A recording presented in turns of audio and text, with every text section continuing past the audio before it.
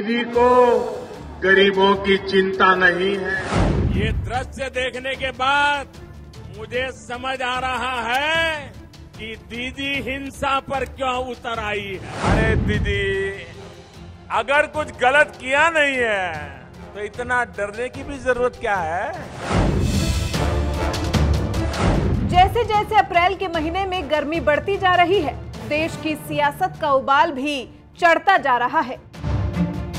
एक वक्त था जब कहा जाता था कि दिल्ली का रास्ता यूपी से होकर गुजरता है, लेकिन बीजेपी ने लीक से हटकर नई राह तलाश ली है। आम चुनाव के लिए महायुद्ध की जमीन पश्चिम बंगाल में तैयार हो गई है, जहां एक तरफ नरेंद्र मोदी हैं तो दूसरी तरफ बंगाल की धरती पर लेफ्ट का किला ढहाने वाली ममता बनर्जी। सियासी पार्टियों ने तो अपनी बिसात बिछा दी है, लेकिन जनता का मूड क्या कहता है, इसको लेकर हुए सर्वे में टीएमसी के लिए बुरी खबर सामने आई है।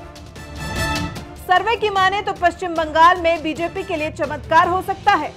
दिल्ली का जो रास्ता बीजेपी तलाश रही है, वो तलाश यहां खत्म हो सकती है। एक निजी चैनल के सर्वे के मुताबिक साल 2014 में चौथे नंबर पर रही बीजेपी दूसरे नंबर की बड़ी पार्टी बन सकती है।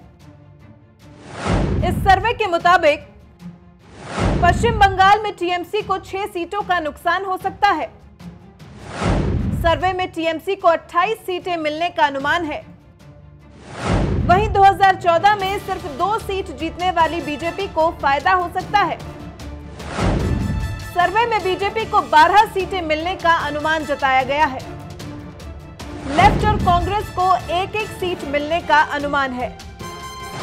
इस सर्वे से साफ है कि बंगाल में इस बार एक अलग बयार बह रही है और अभी तो यहां प्रधानमंत्री की कई और रैलियां होना बाकी है।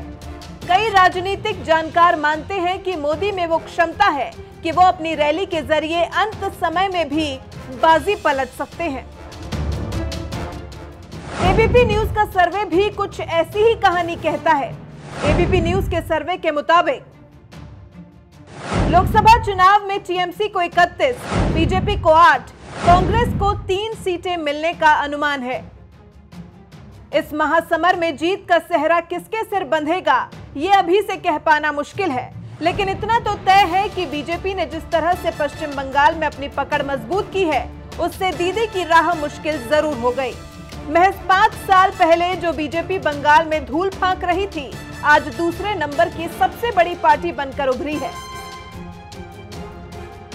इसे प्रधानमंत्री नरेंद्र मोदी के व्यक्तित्व का चमत्कार ही कहेंगे कि इन सालों में बीजेपी के जनाधार में जबरदस्त उछाल आया है और अब इसी लोकप्रियता को सीढ़ी बनाकर मोदी दिल्ली की सत्ता पर पहुंचने की तैयारी कर चुके हैं। दोनों दलों के बीच तेज होती जुबानी जंग ने इसे कांटे की टक्कर बना दिया है। प्रधानमंत्री नरेंद्र मोदी की रैली में उमड़ने वाली भीड़ बताती है, बंगाल की धरती बदलाव चाहती है। ये दृश्य देखने के बाद मुझे समझ आ रहा है कि दीदी हिंसा पर क्यों उतर आई है।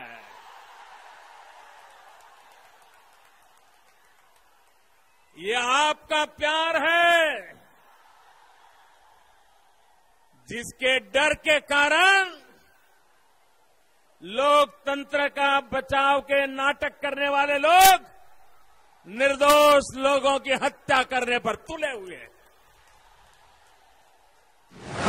हालांकि बीजेपी अध्यक्ष अमित शाह ने बंगाल में कम से कम 23 सीटें जीतने का लक्ष्य दिया है। सर्वे चाहे कुछ भी कहे, लेकिन बीजेपी ने अभी यहां बढ़त बना ली है। पिछले कई चुनावों में यह देखा गया है कि अमित शाह जो टारगेट सेट करते हैं उसमें कामयाब होते हैं। सर्वे में भले ही अमित शाह के लक्ष्य जितनी सीटें नहीं दिखाई दे रही हो, लेकिन पिक्चर अभी बाकी है। चुनाव से पहले बंगाल में मोदी की रैली खेल को पलट भी सकती है। ये दृश्य देखने के बाद मुझे समझ आ रहा है कि दीदी हिंसा पर क्यों उतर आई है।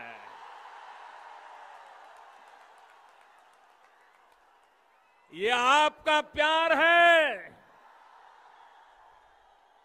जिसके डर के कारण लोकतंत्र का बचाव के नाटक करने वाले लोग निर्दोष लोगों की हत्या करने पर तुले हुए हैं।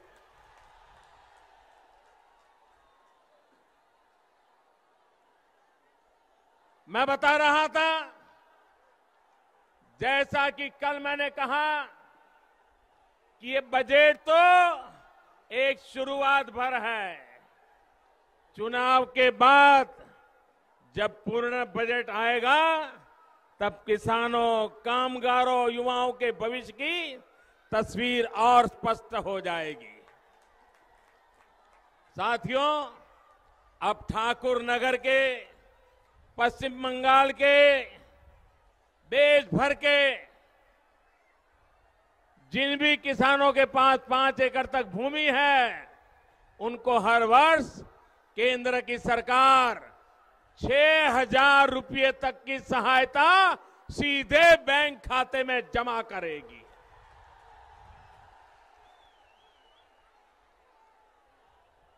ना कोई सिंडिकेट टैक्स, अब कोई सिंडिकेट टैक्स को घुसने नहीं दिया जाएगा। ना कोई बिचौलिया, ना कोई अड़चन, सीधे बैंक खाते में पैसा जमा होगा। अब आपको समझ आने लगा होगा कि मोदी बैंकों में खाते खुलवाने पर इतना जोर क्यों दे रहा था। यहां पश्चिम बंगाल में ही 3 करोड़ से अधिक जनधन खाते खुलवाए गए। साथियों, ये जो राशि किसानों को मिलने वाली है, ये साल में 3 किस्तों में 2-2 हजार रुपया में आपके खाते में जमा होने वाली है। 2,000 रुपये की पहली किस्त बहुत ही जल्द मिलना, आपके खाते में जमा होना शुरू हो जाएगी। छोटे किसान को अब अपनी छोटी छोटी जरूरतों जैसे बीज, खाद, दवा जैसी चीजों के लिए इससे बहुत बड़ी मदद मिलने वाली है, जिससे किसान अपनी आय को और बढ़ाने में सक्षम हो पाएगा। साथियों, हमारे देश में कई बार किसानों के साथ कर्ज माफी की राजनीति करके किसानों की आंख में धूल झोंकने के निर्लज प्रयास हुए हैं।